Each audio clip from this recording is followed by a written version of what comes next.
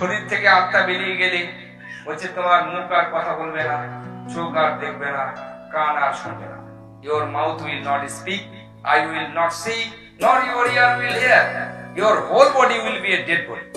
আত্মা বেরিয়ে গেলেই আমাদের বাক শক্তি, আমাদের দর্শন শক্তি, আমাদের শ্রবণ শক্তি, আমাদের ঘ্রাণ শক্তি, আমাদের চিন্তা শক্তি, সব শক্তি নিষ্ক্রিয় হয়ে যায়। তাই আত্মীয় স্বজনরা তড়িঘড়ি করে এই শরীরটাকে বেঁধে ছেদে শ্মশান ঘাটে নিয়ে যায়, অগ্নি সংযোগ করে বাষ্প হয়ে আকাশে বাতাসে মিশে যায়, পড়ে থাকে কিছু ছাই ভস্ম। যদি আগুন দেওয়া না হয় দেহটাকে, যদি এটা আমরা মাটিতে পুঁতে দিই, কবর দিয়ে দিই, তাহলে সেটা গলে পচে মাটি হয়ে যাবে।